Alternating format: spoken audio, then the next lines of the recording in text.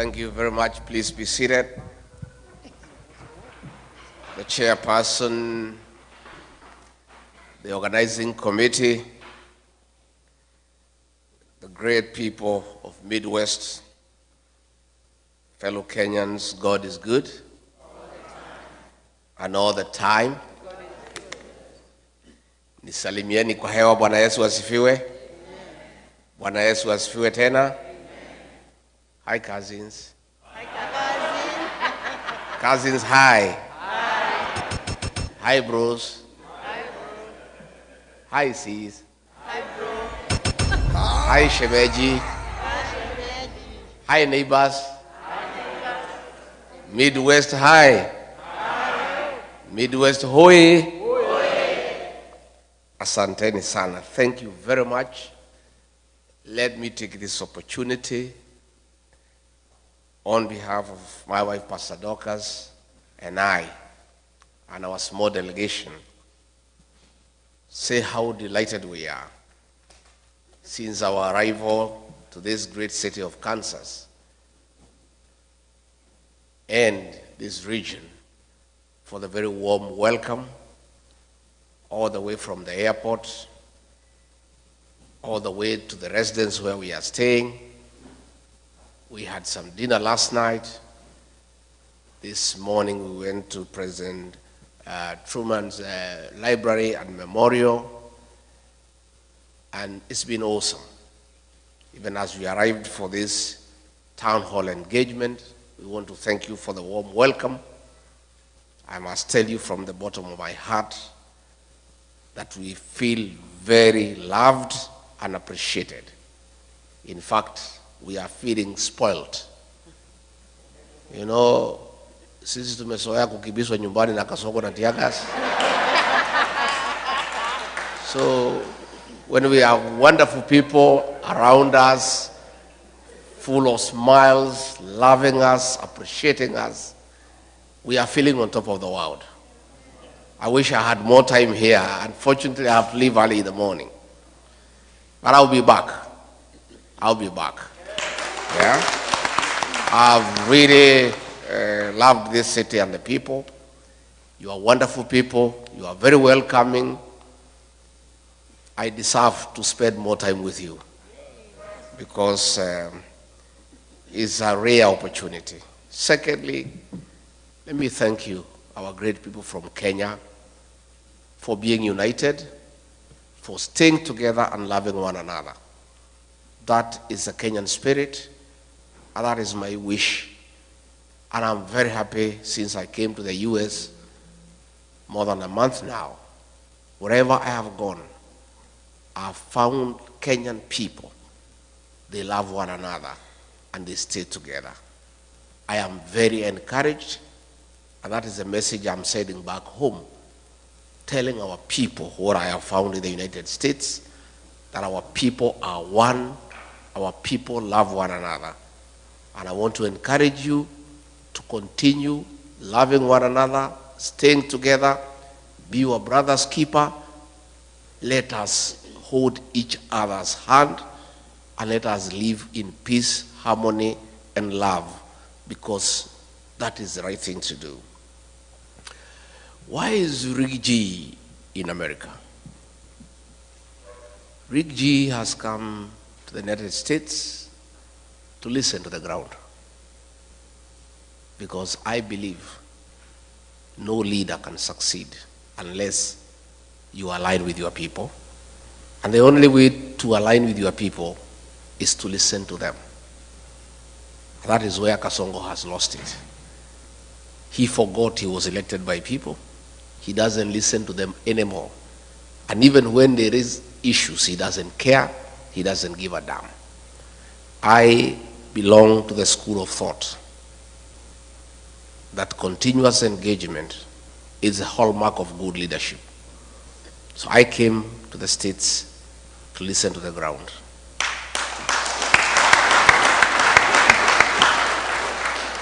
Hapa Midwest munasemaje? One time. Ati munasemaje? One time. Hapa ndio munasema?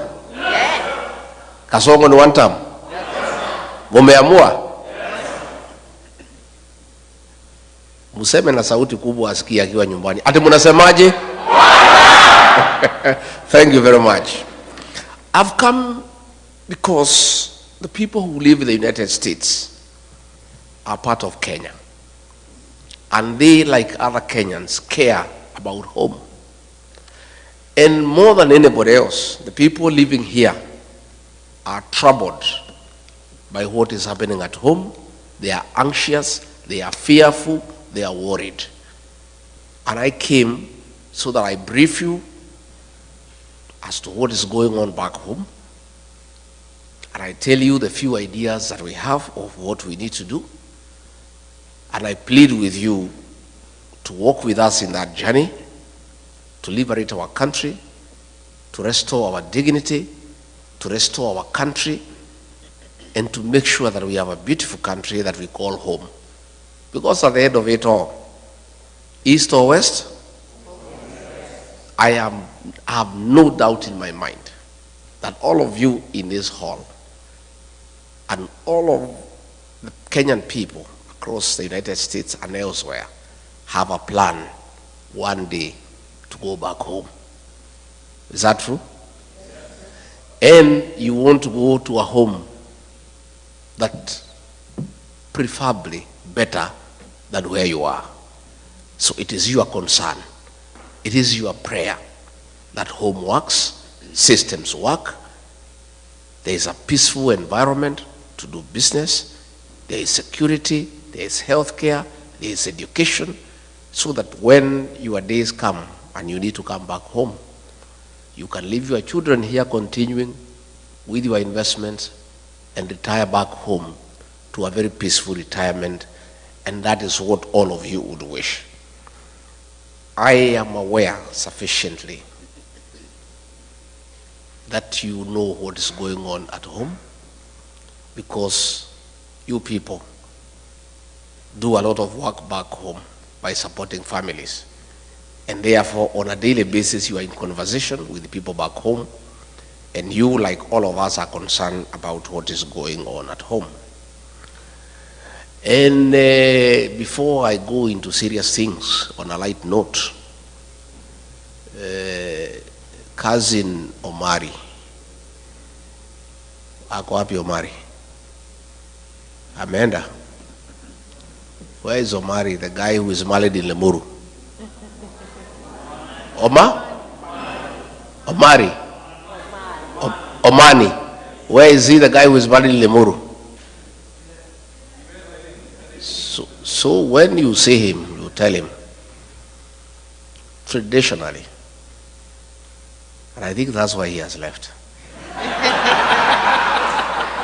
I think somebody from Mulima must have sold me. Because I wanted to tell him, traditionally, all the girls are my daughters. Yes. And payment of dowry is a life thing. So anytime you meet your father-in-law, you must. So I had hoped to kutana naye nyuma ya hema anipatie kitu in dollars because of having my daughter from Lemuru. Let me say this with a light touch. Let me say this. Back home, it's tough. There are tears. There is anguish. There is fear. There is uncertainty. Our children between the ages of 15 to 24 are being abducted and killed by the state. More than 200 kids since 2024 have been abducted, tortured, and killed, and others have disappeared.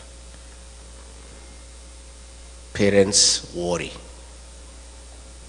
When you don't know where your child is, you cannot sleep.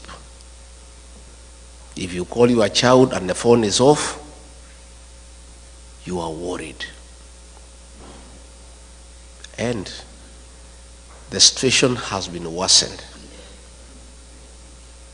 that Kasongo and his boys have now gone berserk, and they no longer fear, and they no longer pretend.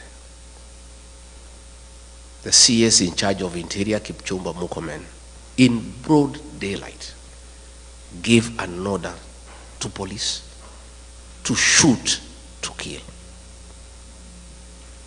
A week later, Kasongo himself, shamelessly, in total impunity and total disregard of the Bible teaching that thou shalt not kill, in total violation of the Kenyan Constitution, publicly announced that our children should be shot in the leg. The chairman of the National Assembly Committee on Defense and Foreign Relations, Nelson Koech, corrected Kasongo very angrily that the kids should not be shot in the leg, they should be shot in the head. That is the situation we face as a country, where in total disregard of the Constitution,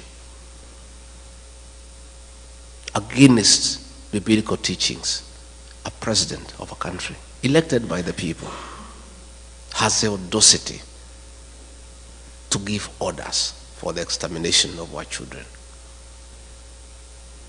That is why Kenyans are saying, Bwana Kasongo, even if you pipe milk to our homes, even if you build roads made of gold, even if you paid us every day 100,000 shillings, your hands carry the blood of our children, and there is no way we can vote for you. And that is why the one-term movement is now like a religion in Kenya. Everywhere you go, where 2 or 3 are, that is the discussion. In the Uber, in the salon, in the matatu, in the bar, the discussion in the country is that this man must go because his hands bear the blood of our children. I want to say that this situation cannot be allowed. And since he is not pretending anymore about the killing of the children, he has announced it himself. The people of Kenya have no choice but to make sure they send him home and remove him from office through an election.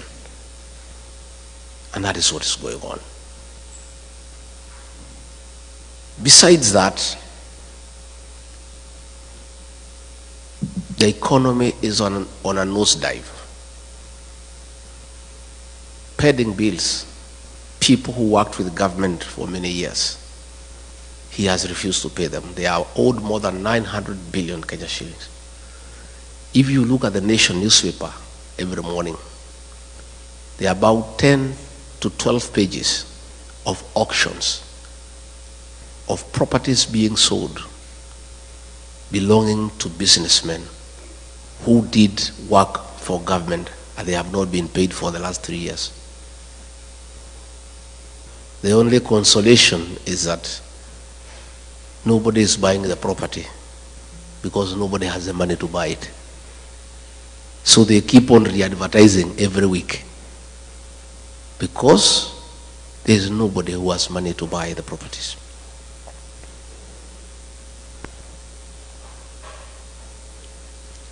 William Ruto found a working education system.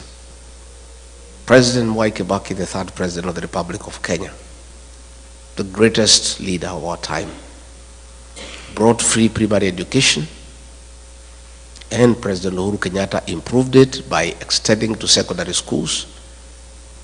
and also bringing 100% transition from primary to secondary school. He found a working university financing model and a help, a working system most of you went through, including I, that he put it aside and brought something that is not working. As we speak, many university students are at home.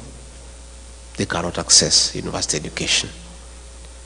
Most principals of secondary schools and head teachers of primary schools are living in fear and in hiding because of being auctioned. The schools are being auctioned because they have not paid suppliers, because money meant for capitation has not been provided by government. So the education system is facing near collapse. The health system, and you people here in America know how important and critical a working health system means to our people. He found a system called NHIF that was struggling but working, that needed improvement. The people at NHIF had come up with a program that needed 800 million Kenya shillings to reform it and make it workable and compliant with the present times. Kasongo came and discarded that system and brought something called SHA and SHIF at a cost of 104 billion Kenya shillings, money that he is stealing with his cronies. And despite stealing all that money, the system is not working. And you people know that because you have parents back at home. You know when they go to hospital, they cannot get their bills paid by insurance. Again, that is something that he has destroyed. He came up with something called the housing levy, ostensibly to construct affordable houses for the people of Kenya. It is not the work of government all over the world to construct houses. Governments put up roads, water, electricity, drainage, sewage. It is the work of the private sector to construct houses. But he has put it by force because he has business interest in company with some Asians to supply cement, steel, and iron sheets. So the whole affordable housing scheme is about corruption. It's about conflict of interest. Again, you find in agriculture, all the sugar factories have been sold to Asians in partnership with Kasongo. Last week, despite us having rice in Moya and Ahero that has not been bought, that is in the stores, he has authorized the importation of 5,000 metric tons of rice, duty-free, that will come and kill the rice farmer in Moya and Ahero. So you find, because of state capture, the president is in business in every sector. He is competing with every other businessman. And because of his advantage as president, he has killed all other business people. He's doing all the businesses in Kenya. I remember when we came into office, there's something called e-Citizen. It was an app that was being operated by some private people and doing some little work for government. And when he came, he brought a lot of issues saying it is wrong for anybody in the private sector to collect money on behalf of government. And he said the Ministry of ICT must take up e-Citizen. Little did I know he wanted the owners of e-Citizen to come into the open. So when they came, he negotiated with them, took 80% of the business and said they should continue, and ordered all government services to be onboarded through e-Citizen. Out of every 5 shillings that is paid through e-Citizen, he pockets 3. That is not enough. The Auditor General has reported more than 10 billion shillings collected through e-Citizen cannot be traced. So what is happening in Kenya is that we don't have a government. What we have is a criminal enterprise, theft of public funds. where the president has taken over all the businesses in the country. He's a chief procurement officer, he's a chief accountant, he is a supplier, he is everything. And nobody can ask a question. And that now brings me to explain to you why we fell out. I believed this man because he came with a Bible, and I'm a Christian. I'm the husband of a pastor.